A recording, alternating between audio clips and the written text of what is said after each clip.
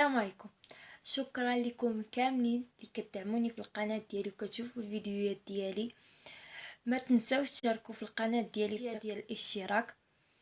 ما تنساوش تكليكيو على سبسكرايب باش تسجلوا عندي في القناه ديالي. ومرحبا بكم كاملين. اليوم جبت لكم موضوع جديد كما العاده، وكنتمنى يكونوا كيعجبوكم المواضيع اللي كنحط لكم. الموضوع على 5 ديال الحيوانات ممكن تعيش واخا تحيد لها راسها. تجيب بصح. بصح كاينين 5 ديال الحيوانات ممكن انهم يعيشوا الا حيدتي لهم راسهم. تبعوا معايا الموضوع وما تنساوش تضغطوا على سبسكرايب باش تسجلوا عندي في القناه ديالي. الا شتي شي حيوان كيتحرك بلا راس ديالو، ولا شتي شي قلب كيضرب بجهد بدون اي عضو، افلام الرعب وصافي. لا، هادشي كاين بصح. كاينين حيوانات ممكن يعيشوا واخا ما عندهمش الراس ديالهم واحد المده وجيزه، على حساب النوع ديال الحيوان. تبعوا معايا. اولا الاخطبوط واخا كيموت ممكن ليه يحرك اليدين ديالو بشكل طبيعي بحال اللي راه عايش. ولا الا ما طيبتيش مزيان كيبقى كيتحرك في المعده ديالنا، وكيدير واحد الوعكه صحيه تقد تؤدي بالموت.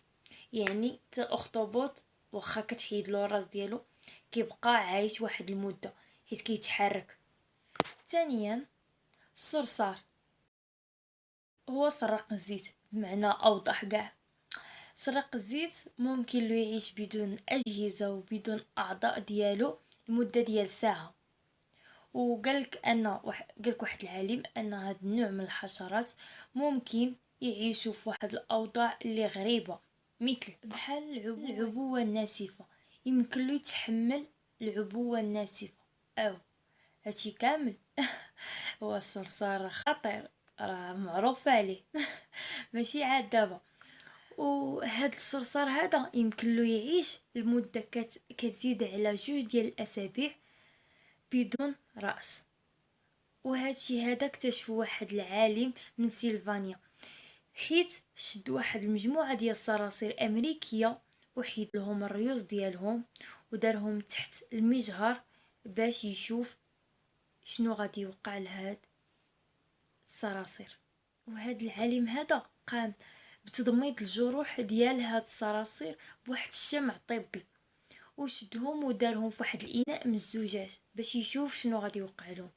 والمدة ديال 3 سيمانات وهاد الصراصير مازال عايشة، ما ماس ما والو.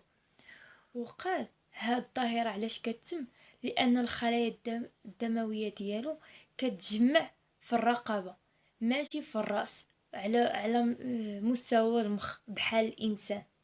وهذا الشيء كامل حيت ما كيتنفش بحال البشر من الانف ديالو والفم ديالو، بالعكس كيتنفس من واحد الفتوحات صغيره جدا من المعده ديالو. هذا الشيء علاش كيبقى حي وما كيموتش واخا كتحيد له الراس ديالو.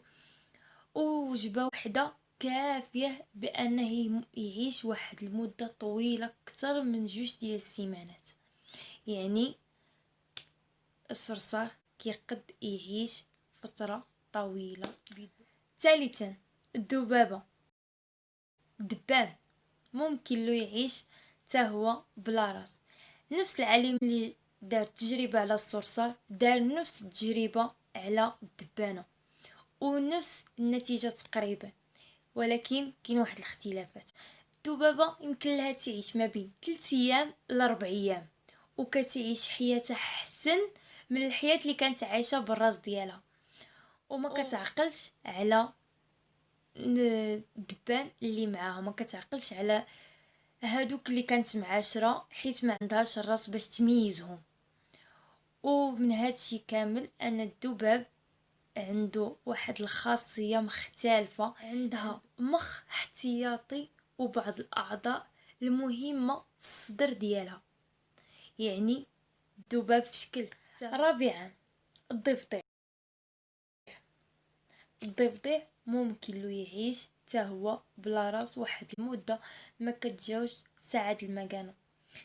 حتى هو كيتحرك عادي والرجلين ديالو كيتحركوا عادي وكيدير واحد الصوت شبيه للصوت ديالو الحقيقي، يعني بحال لانه ما حيدنالوش الراس ديالو.